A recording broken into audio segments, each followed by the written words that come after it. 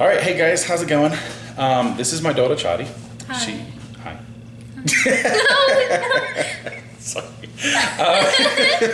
She's 13, she's in middle school, and recently I did a video about how the pandemic had affected me and my friends, and Charlie has also gone through things with the pandemic, just as everybody has. And we thought it would be cool to discuss that and post a video about it.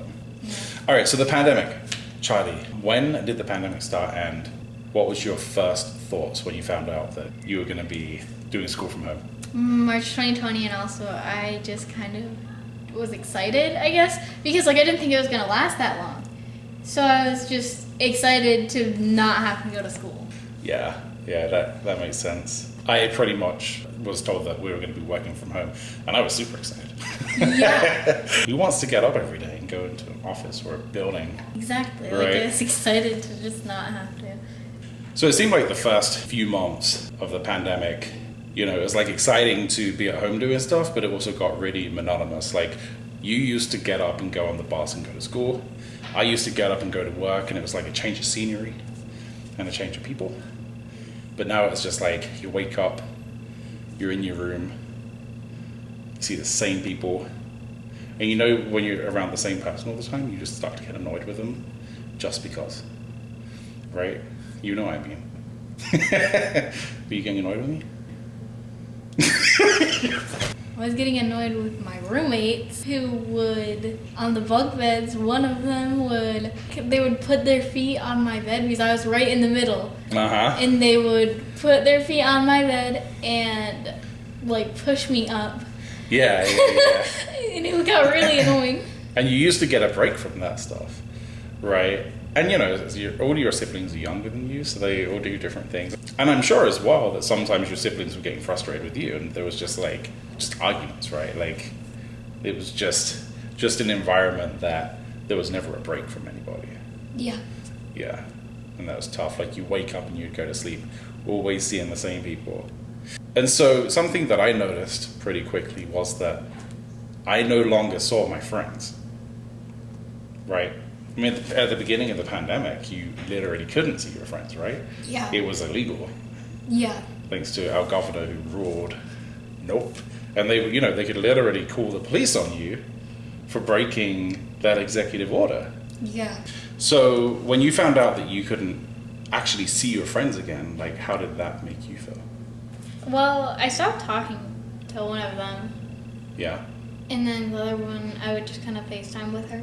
And that ended pretty quick because we then started, I would go over to her house every day, basically, and then we would start doing, school things together. Yeah. So basically you still ended up hanging out with her at some point. Yeah. And that may not have necessarily... We were kind of, quarantining together, but, we didn't see anybody outside of that. Yeah. So... Yeah. There was a lot of talk where people said they would have, germ circles. These are the only people that I hang out with. So if they get COVID, I get COVID. We're the COVID gang, right? That was what they did. Yeah. So, but did you feel like that isolated you? Yeah, just because I didn't get to, I had friends that I would only see at school and friends that I would see outside of school and stuff, and I haven't seen the friends that I just saw in school in a long time. Yeah, and I'd imagine that, when you were going to school, even people that you weren't necessarily friends with, but that, maybe you had friends that were funny, and not friends, but just acquaintances, that they would do something you would laugh at. Or, how there's people that that you just sort of enjoy their company when they're there, but you don't necessarily see them outside of that situation. That's definitely, there's loads of people at work that I would see on a day-to-day basis that I wouldn't text outside of work, that suddenly I didn't see anyone. Yeah. So what would you say the most challenging thing for you was during the pandemic? Probably just losing friends and stuff. Just because I'm not really friends with a lot of the people that I was before the pandemic started. Do you feel like you've actually lost friendships? Yeah. From that? But I also feel like it was a good thing as well, just because it made me realize that they weren't actually good friends. Just realizing that they weren't as good of friends as I thought they were. Yeah. Did you make any new friendships? Yes. But that's good. So those friendships that you lost, because I think that's how like a lot of people feel, well, at least that's what I've realized. Do you feel like they weren't true friends? Do you feel like it just wasn't a deep friendship? Like, why do you think those relationships like suffered and kind of died out? It was just like very manipulative, and like when I talked to my therapist about it and stuff, like she kind of made me realize that like a lot of the stuff that I thought was just like fun and games and just like, you know, them joking around was actually them like manipulating me into doing like bad things for them, or like doing things with them that I don't really like doing, but like I'm gonna do it anyways because they're my friends, or just all of these different things that like I don't actually enjoy being their friend. They've just made me think that like I'm not gonna be able to find any other friends. Interesting. Almost sounds like an abusive relationship. Yeah. Yeah, it's kind of interesting. Well, I don't know. I feel like middle school girls are just so, I don't know, like kind of just toxic, and like they don't realize it, and then they get to high school and they're like, I was really annoying and really mean. And I feel like because of the pandemic, I've matured faster. But I feel like a lot of the girls at my school haven't, just because they didn't do like social distancing, they didn't stay in the house and all this. Like they went and saw their friends anyways. Like they didn't care. Do you feel like some of that toxicity that these people had was like rubbing off on you? Do you feel like you were picking up on some of their habits when you were around them? Yeah, at some point I started to realize it, and I was getting kind of annoyed. Like it was frustrating because I didn't like it. Like they were bringing out the worst in you sometimes? Yeah, and it was like really annoying. And then they would say things and I would be like, I completely disagree with that. But at the same time, you're my friend, you're probably going to start an argument if I say that I disagree. Yeah, which is interesting because, you know, I would say that, you know, friends debate things. And for example, I have friends that if I disagree with them, we might debate something or we might just healthily disagree. But yeah, I never went to an American middle school. So it's really interesting to hear your perspective on that, because I don't know what it's like, but I've heard that it can be really very dramatic.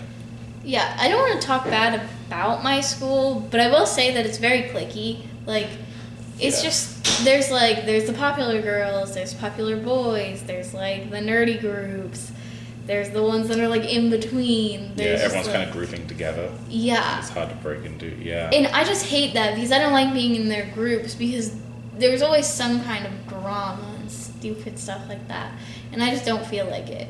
Yeah. And like this next year, my goal is mainly just to get my grades up and like keep them steady and like hopefully make some new friends. But like I really don't want to focus on those groups anymore, just because like you just want to be a friend to everyone. Yeah, I've realized like since COVID that like they were so mean and like everybody didn't care, like, which is so stupid. Like we should care that they're being rude. And they should know that they're being rude and like... So you're saying that like they were rude and that people didn't care that they were rude, like care enough to do anything about it? I don't know, yeah, like they just didn't care enough to do anything at all. Like they would talk about how annoying it was that they were like rude and just disrespectful, but like they would never do anything. So talking about grades, how was it, like how did you find it actually keeping on top of your schoolwork? At the beginning of the year, I was doing really well. I had like all A's and stuff. But then like my teachers, they gave us so much work that it was like, but they didn't talk to each other, because I think they talked more when they were at school, because they were walking around the hallways, kind of just running into each other and talking about stuff. Yeah. So they never talked about like overlapping testing days or too much, like you get like a huge assignment for 3 classes in 1 week. Yeah. And it was like so hard to keep up with, because I would get like a huge English assignment, a huge social studies assignment, and like 30 pages from math in all 1 week. And I would be behind and I would be like, I don't know what to do. Yeah, that sounds horrible. I mean, you did a very, very good job at staying on top of your schoolwork, right? Like I know you were getting great grades. I think we got like a couple of emails randomly from a teacher where they'd be like, "You're getting this email because your kid didn't hand in this assignment." Because you didn't give me the... If I'm just getting like 2 emails in a year that you're like having trouble with a piece of work, I don't, you know what I mean? Like if I'm getting 50 emails, I'm like, okay, something's up. If the teacher's just like, "What I didn't get this," I'm like, okay, sure. Like, you're obviously trying to stay on top of it. But no, I agree that I don't fault the teachers.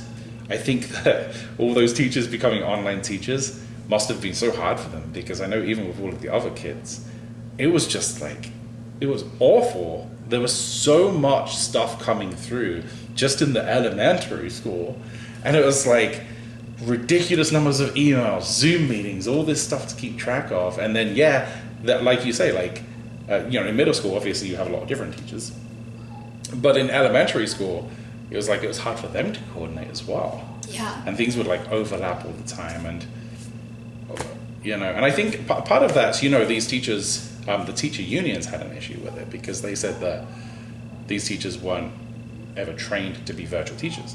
Mm-hmm. So they didn't even want to allow online school. So I guess like the mess of it, but that was probably very stressful for you to navigate. Yeah. Despite the fact that you seem to have managed to navigate through it. One mistake I do think that a lot of them made was they would like email you or email your parents before even checking if they had made a mistake, which a lot of the time they had. Which I think is something important, not only with teachers, but just in general, to make sure that you didn't make a mistake before embarrassing yourself, honestly. Like, that would be embarrassing, at least for me, like, to, like, be the one who made a mistake after sending, like, an email like that. I got quite a few emails like that, and sometimes it was just like, oh dear, this kid has not been doing any work. Yeah. And then sometimes, but, in their defense, I'm sure they just, like, were so overloaded that they couldn't even... They probably just wanted to be like, I just want to be done, and close their laptop lid at the end of the night. You know what I mean? Probably losing their minds trying to get through that stuff. I think you did really well. I think that there's a lot of kids that really struggled. Yeah. To stay on top of their work, and I've heard that a lot from the teachers. Like, you were pretty disciplined getting through it. If I had done online school at your age, I would have just failed everything. Was there anything funny that ever happened on a Zoom? Like, did anyone ever sing a random song without muting, or? Sometimes. Okay, so there was this one guy. It would always happen to him. I don't know why, but like he would be screaming. His siblings and them would they would be screaming at each other, and like he would be unmuted. And the teacher would just be like, "You're unmuted." Yeah.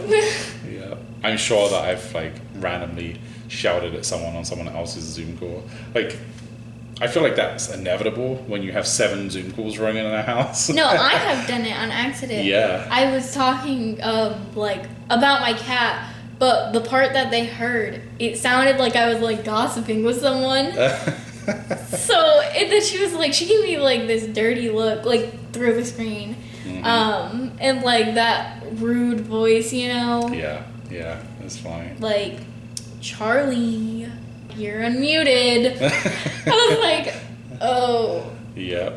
I was on a work call the other day, and I farted, and then I realized I wasn't on mute.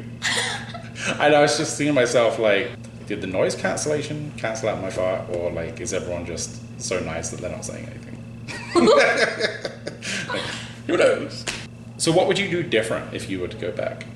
If you went back to March 2020 right now, what would you do differently, knowing what you know now in, July of 2021? Probably not be friends with the people that I was, and try and find new friends while I could, and like still had contact with those people.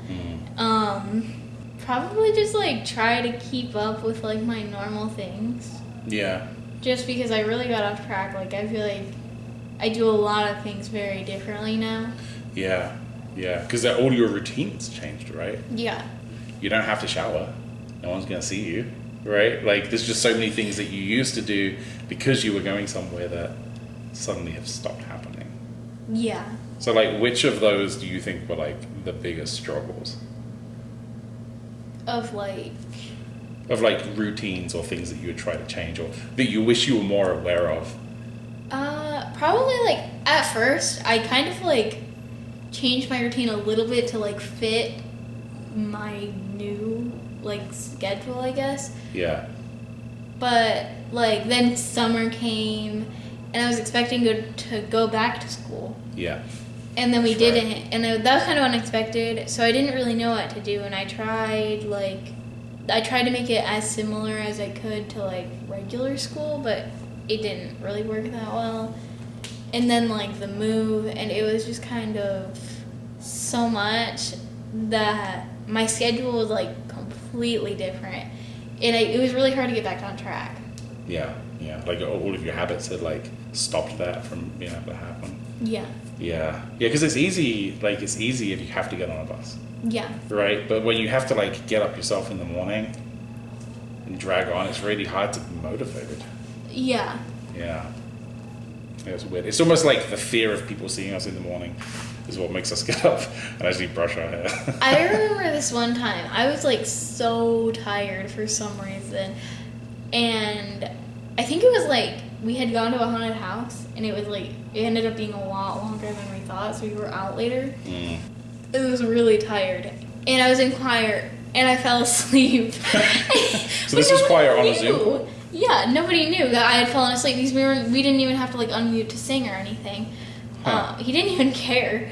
So. Well, look, was that lesson even valuable? We did learn some stuff about like different like things. Yeah. I don't know. He gave so us, not like, as valuable as in like it would have been in person, but yeah, no. still a little valuable. And then I had French, and I slept like 10 minutes into French before my mom came upstairs. And she like screamed at me to wake up, and she was like, "You have French!" Because she got the notification on her phone from like Power School that like said that I had been marked absent. So going back to that whole changing friends thing, do you feel as though if the pandemic hadn't occurred that you would have like noticed the toxicity in those friends? Or do you feel like the pandemic like sort of opened that up for you? I don't think I would notice as soon. Gotcha. It would have taken a little bit longer. Yeah. Yeah, it's I think I would probably go all the way through 8th grade without noticing. Because I think that middle school is just so weird. Like, people just think they're so cool. Yeah. I don't know. Everybody in 6th grade, we all thought we were so cool for being in middle school. Don't you feel though, like at the same time, everyone thinks they're so cool, but like secretly everyone's also just so insecure? Yeah. They're like, everyone wants to like put on the front where they're like, yeah, man, they got like cool shades on. I guess they don't do that anymore. Leather jackets, they don't do that either, do they? I never did that either. But I didn't actually. That's not a joke. It's really cool. But everyone's putting on a front, right? Yeah. Yeah, because they don't want you to know that like, oh, actually, I'm a really insecure person. Yeah. But like everybody is. It's crazy. Yeah. And like when you realize that, you're just like, oh, okay. So everyone feels this exact same way, but like no one's willing to admit. Wouldn't everyone just feel better if they weren't trying to be something they weren't? Yeah. I don't know. I think it's going to be a lot different in 8th grade. Just because there's still a lot of people who will still think that they're super cool and like all this, or at least still act like it. And I've seen that because they like take pictures and post them on Snapchat with the teachers. Like when they went back to school and it was like half and half, they would like take pictures with the teachers, and the teachers didn't even care for some reason. It was this specific one that didn't.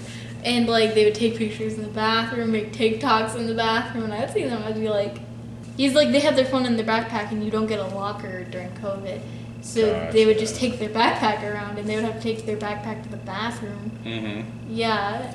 So you tell me what you think about this, but I feel like one thing that COVID did do, it gave you an opportunity to practice self-discipline and like motivating yourself. Yeah. Because if anything, it like threw you into like a hole where it's just like you're either going to succeed or you're not. Yeah. And you can see that from like people around you. You've seen people that really didn't pass certain classes and stuff like that, right?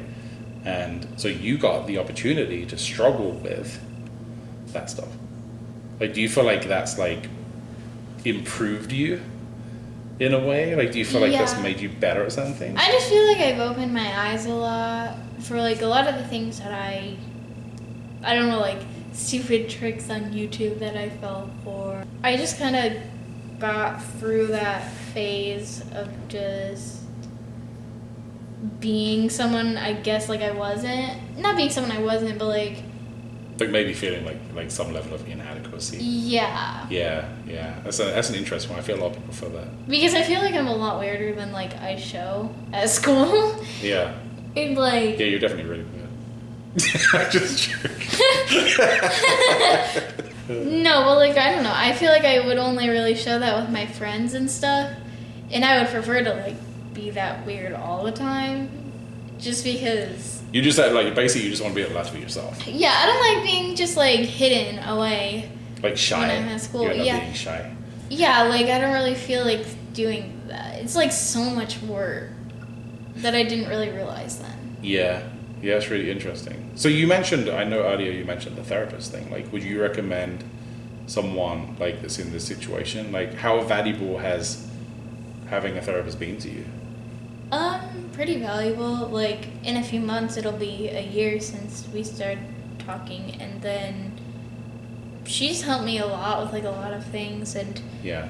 I specifically liked how when I was friends with my old friends, like, instead of being like, oh, you shouldn't be friends with them, she would, like... Instead of judging them? Yeah. She would point out the things that I would say about them and say, like, that's not okay for them to do that, or that's, like, interesting because that's also, like, a sign of, like, manipulation or all these Yeah. stuff. It's interesting because you told me things about your friends before, and I just feel like that's really bizarre, you know? Yeah. It's kind of nice when you have someone that isn't at all invested in your life in that way, that gives you like a third of you. Yeah. Right. I also liked how instead of acting like it was all about me, which obviously, like, you're paying them to, like, listen to you, but, like, she would also kind of make it feel like a friend talking to her, and, like, she would tell me more, like, about her life and stuff, and stuff like that, and, like, let me ask questions about her. Yeah. I feel as though since you started going to a therapist, I feel like one thing that I see that it helped you with is just, like, almost like stepping back from an argument. And like, it's kind of like a fact gathering.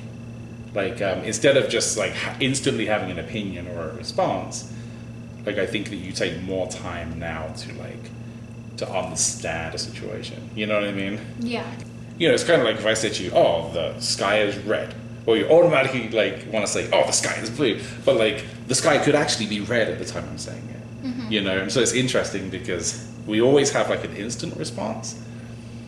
And I've noticed that you take more time to like assess the information and kind of like, I don't know, do you know what I'm saying? Yeah. Like what do you think about that? Just like that I need to automatically be just like, that's not true. Yeah. And now I'll like ask questions about it and stuff, or I'll like look it up if it's like an actual thing that could be true. Yeah. And I notice when you're talking to someone, instead of saying, well, no, that's wrong, instead of saying that it's wrong, you'll kind of like probe something with a question. Mm-hmm. Right? You'll be like, well, why would that be? Yeah. Right? Instead of being like, that's not true. Like, why would that? Because it's a much less like offensive thing. Yeah. And when you're offensive, like not in like a derogatory way, but when you say something that makes someone defensive, it's really hard. But when you ask them a question, it's like totally changes the dynamic, right? Yeah, it's really interesting. It's interesting to see your tactics change in like the way that you. The one annoying thing about like correcting my siblings and stuff is that I'll even ask like a parent or like grandma or grandpa if it's true or not, and they'll say yes or no or whatever, and they'll still be like, no, it's not true, or yes, it is true. Yeah. Just like messing around, they're just messing around, but it's still kind of They're annoying. just literally trolling you. Yeah. It's like trolling in real life. It's so annoying.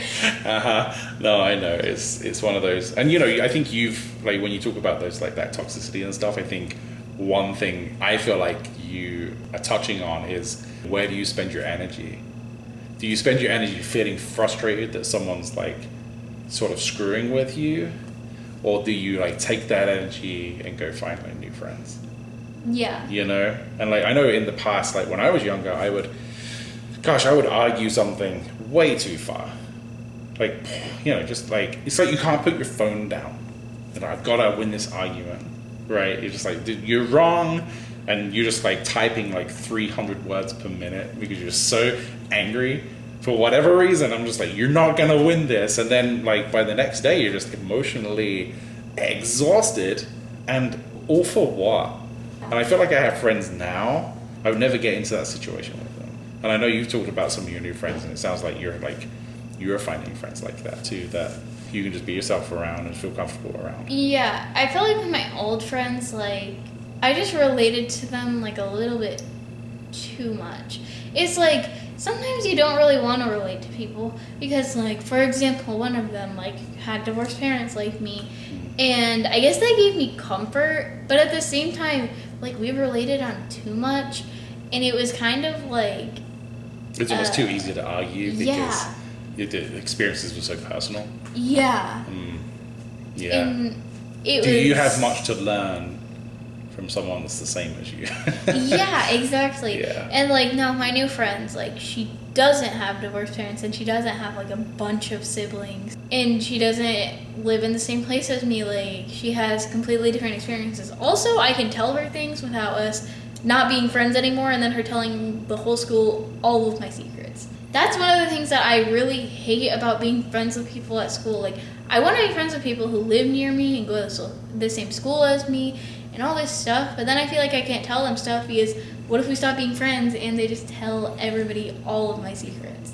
That's a really hard one. And, you know, I think that, like, and it's not even like a secret thing. It's like it's if I tell you something that I feel like personal about. Yeah. Right? It's not like I murdered someone. Did you ever tell somebody? Yeah. Ooh, I've murdered you. But it's more like, this is how I felt about a situation. Yeah. I feel like you tell someone that, like, oh, I like this guy, right? Yeah. And they just run around school and tell everybody. Yeah. And you just feel like so like embarrassed, or, you know, like I wasn't ready for that information to be divulged. Yeah. It's such a disrespectful thing. Like, friend or not, I think that's like a really disrespectful thing. Yeah. Honestly, there's so many things that my old friends did to me. I don't know why I started being friends with them again after all those things. Like, yeah. You probably just, you know, when you're in the middle of something, you don't realize, right? Yeah. And like for a long time, like probably for a few months, I wanted to go back to my old friends. And like it really hurt to like feel like I was alone. So like every time I would like, sometimes I would have dreams about doing fun things like going to like water parks and stuff with my old friends, and I would be like, and then I would wake up and I would be like, we're not even friends anymore. And like, yeah, and then like, I feel like since I've made new friends, like that's stopped, and actually they've been like trolling me, and they've been like texting me and stuff. I'm literally about to go block them too. It's really annoying. Yeah. But they'll like text me with like poop memes. Yeah. Yeah. Or they'll join my game and like harass me about all this stuff. Yeah. Or they'll like message me things on Snapchat or send me pictures of each other. Yeah. And I'm just like, what do you want? And it's weird because like in a way that seems to be like they're like almost trying to reconnect with you, you know? Because that's probably how they reconnected in the past, right? Yeah. The weird thing about situations like that is they may very well genuinely not realize the damage that is doing to you. You know what I mean? They're doing something they don't realize, right? I like, actually got a screenshot of what she was saying to me. I said, what? Just stop. I don't know what you want, but it's honestly annoying and petty. And then she said, you're immature, lol. And I said, okay. And then she said, no, grow up. Yeah. Like, you know what? Like, okay, so what? from my perspective, when I hear that, I feel as though that's something that 12 months ago would have got you riled up and probably would have got you to respond, right? But now you're like, I am not going to spend my energy here. You know? She was like, basically like we have houses in the game and stuff, and she was like ding dong bitching me. She was ringing my doorbell a bunch of times, and me and my friend were inside the house, and she wouldn't stop doing it. So I literally had to block her and then like tell her, I was like, "What do you want?" Because I was trying to ignore her as well. It's interesting that you had a dream about the positive parts of your relationship. Mm-hmm. It's not like you had nightmares about the negative parts, you know. Yeah. And I feel like you know, a lot of people do this in real like romantic relationships as well, right? They will hold on to a relationship because of some of the good things, despite sometimes the fact that like 80 or 90% of the relationship, it might be negative and damaging. And so it's interesting because you were saying, you know, you're like, it was hard to feel lonely during that time. Yeah. You know, but in a way, feeling lonely is what allowed you to find other friends, right? Like, you were available for connection to other people. And usually, like, I wouldn't start talking to someone that fast. Like, with my new friend, like, I would never start talking to someone that fast and, like, escalate that fast to being, like, practically best friends with them. Like, it was, you know, like, kind of just, like, feeling a connection with them, feeling like they could actually be, like, a good friend to you. Mm-hmm. And yeah, I feel like we've tried to make other friends, me and her. We've tried to make, like, other friends on there and just trying our best. And every time, they kind of, like, we talk to them for, like, a day or two, and they could just stop talking. Yeah. And then we're just still going, and we're like, nobody wants to talk. Yeah. It's such a weird concept. Like, it seems so, like, natural, but it's actually not. The idea that you have these relationships with people where, for some reason, you care about one another. You know? Like, when you're super young, it's, like, super shallow because you're all doing the same thing in kindergarten. Yeah. You know, as you get older, it becomes so much more complicated. Yeah. And I feel like in middle school, it's just wrenches in a machine. Like, it's so hard to connect, especially when everyone's got, like, so many emotions and feelings going on. And, you know, it's just really, really rough anyway. Yeah. Especially right now with all, like, the groups and stuff. Like, it's so hard to find a friend. Yeah. Yeah. And especially because people are scared of, like, with these cliques that you're talking about, someone can't be friends with someone else, right? Yeah. It literally is exclusive. And one of my old friends, she would, like, go and hang out with all the different cliques, and we would just be like, what is she doing? Like, they wouldn't be talking to her. She would just be sitting at their lunch table, and she would just be like, mm-hmm. You know what that reminds me of? And I'm sure you haven't finished that book that I told you to read. The one about the habits, right? Yeah. But you know, it was about Martin Luther King and then Rosa Parks. Is Rosa Parks, she was the black lady on the bus, right? Yes. Okay, so one of the reasons that like really stirred things up was that she talked to everybody across all cliques. Everyone knew her. And so when that happened to her on the bus, everyone was offended. Everyone cared about it. Yeah. You know, it was like every single clique, every single group of people cared about it. Yeah. And so it was really interesting. And then Martin Luther King, who, like we talk about now, and like I think when we're talking about him, we're just like talking about his speech and stuff like that. But he was actually, like, initially too scared to preach. You know? Yeah. And it was like there was a lot of like social pressure that like built him up to becoming the preacher that he was. Yeah. It's really interesting because, you know, sometimes I feel like the Rosa Parks thing gets boiled down to like, oh, it was a black woman that was standing up to it. You know, but it's like actually she was like a woman that really was very inclusive of everybody. Mm-hmm. You know, and I think like what you're talking about is saying that like I don't like cliques. We should all care about one another. Yeah. You know, we should all be looking out for one another's best interests. Yeah. It's, like, so stupid. Like, I don't understand why you have to have a, like... And honestly, like, I know, like, I remember in elementary school, they gave us this whole speech about how best friends are inappropriate and how we shouldn't have best friends because it's, like, devaluing your other friends. They gave you that in middle school? No, in elementary school. Really? I didn't know that. I was like, what? But honestly, I think best friends are good. I think that it's good to have one friend that you just tell everything, and then everybody just has one of those friends. And then you're all friends with each other, though. Yeah, I think by the sounds of it, I think maybe the message that they were trying to give was that like, don't just exclude everybody, like you're saying, right? Yeah. Like, I think try they to be kind friends of with everybody. They may have like twisted the message a little bit. They really mess up those messages though, because they're like, be friends with everyone. Everybody's your friend. Yeah, which isn't true. Yeah. Like, I think you be friends with people like if they're respectful. Yeah. Because like if someone's not respectful, you shouldn't be friends with them. Exactly. They need to know they're not like they need to realize like, But I also think on the same hand, it's good that you communicate and say to someone that like, I don't feel like I can be your friend because X, Y, and Z. Yeah. That's like I think that's like the minimal thing that we owe to people. Because otherwise, I think like if no one ever says that to someone, that's how you create like psycho killers. Yeah. It's just what I mean. Well, let's end the video with what advice would you give to someone kind of in your situation in middle school that's going through a similar situation to this, where maybe like for whatever reason, whether it's COVID or pandemic or like they're starting to feel disconnected from their friends. Like, what advice would you give them? Well, I know that I was feeling just really depressed a lot, and apparently like a lot of people don't really speak up about it and like talk to their doctors about like what they can do and routines they can get on to help with it. Apparently it's rare for that, but I know I did, and like I got some medication to help to like get me going and stuff, and I started finding like solutions to like getting out of bed and stuff like that. And also just getting a therapist like really helped.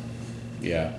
Every week my therapist will ask me like my anxiety level, my depression level, and like ever since I started my medicine, it's like gone down a lot. Yeah. And like I know just some kind of people take the edge off. Yeah. Yeah. And like especially my anxiety, like I used to be so anxious about like talking to people and stuff, and now I feel so much better about it. Yeah. And it just like really helps to like talk to someone about it, and I feel like a lot of people are like scared too, but it's so much better than just sitting there quietly like in a corner. I feel like before you talk to someone, I feel like you feel like it's all you. Yeah. Right? Because that's how I would like look online and I'd see my friends hanging out with my friends, and I'd just be like, why didn't anyone ever ask me to hang out? And it just made me start to like internalize everything as though I'm not worth enough, and I feel like you're saying, when you start talking to someone and you start saying, this is how I feel, that person who's not just stuck inside your head can be like, hey, that's actually a normal way to feel. Did you ever ask them if they want to hang out? And you're like, oh, well, no, I didn't. Yeah.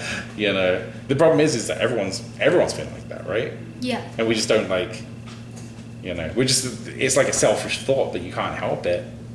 Someone's getting stuck in your own head. Yeah. Yeah. I think that's good advice. I would agree that like seeing a therapist, getting medication if you need it, and asking medication. For help. Right, asking for help for definite. Medication, like my perspective on medication is that like, it's not like you need to get medication and be on it forever. Sometimes medication can be, like a transition thing where maybe you need help just to get you past this hurdle, to solve whatever problem it is. Yeah. And just to get you rolling. It's kind of like jump starting a car. Yeah. And the important thing is you get to the other end and you're like, you feel like you're actually making some progress. Yeah. So have you and your therapist talked about like, do you have like goals, and like how do you measure your progress with the things that you talk about and that you like try to do? Because I feel like you've worked on making new friends and new relationships and talking to people and dealing with anxiety. Like, do you have a way that you like measure those things, or do you just kind of like play it like week by week?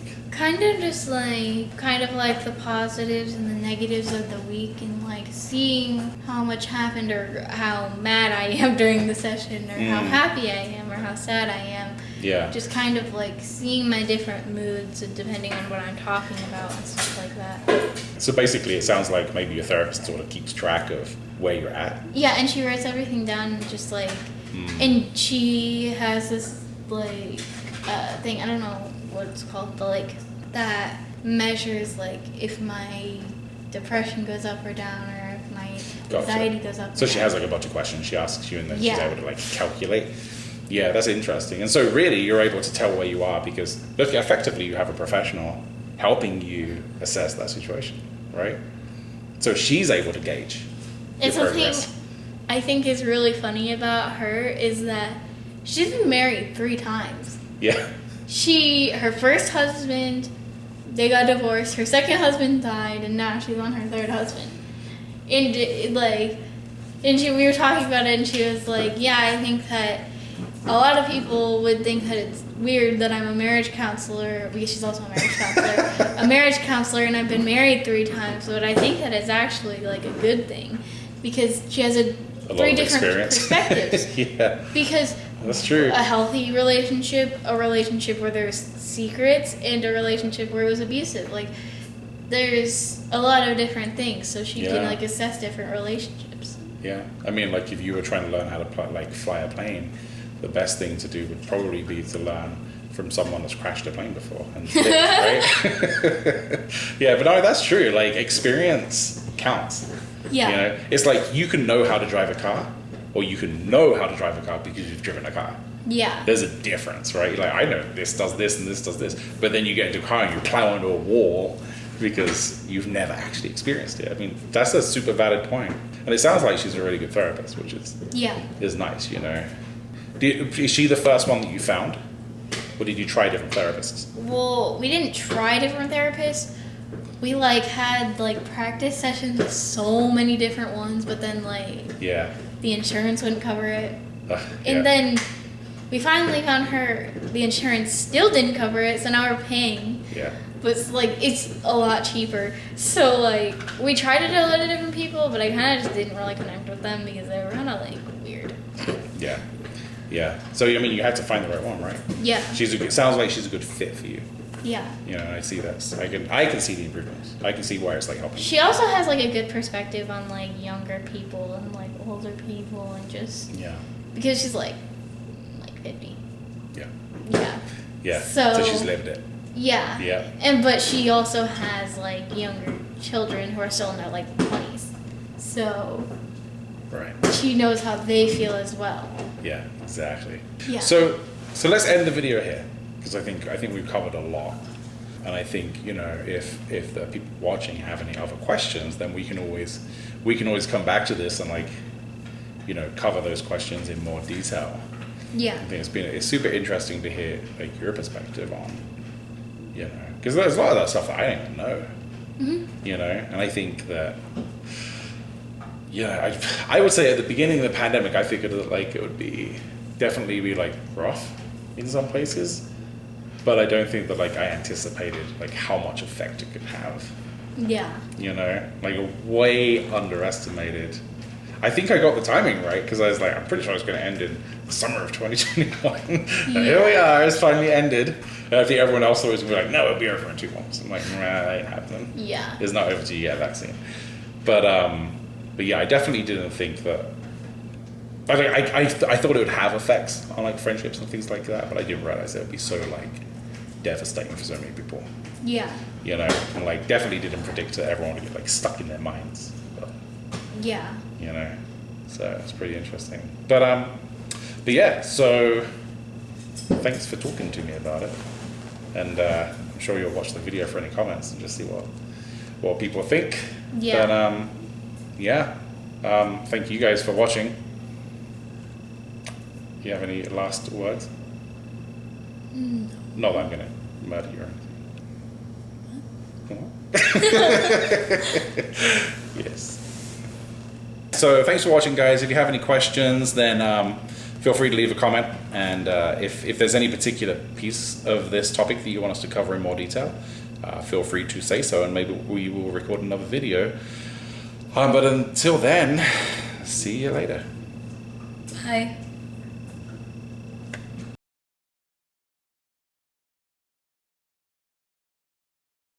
Is it not normal for people to have voices in their head? Like, no. No. I got It wasn't what I crazy. meant. It is weird because like if I get up like I have like the voiceover guy. You have that? Where you get up and it's just like, Steve got out of bed and now he's on his way to work. I'm like, oh, that's cool. And it's like, I get the guy's like, he's off to McDonald's to get his daily breakfast. You don't have that? No. Well, because you're Charlie, not Steve, so that makes sense.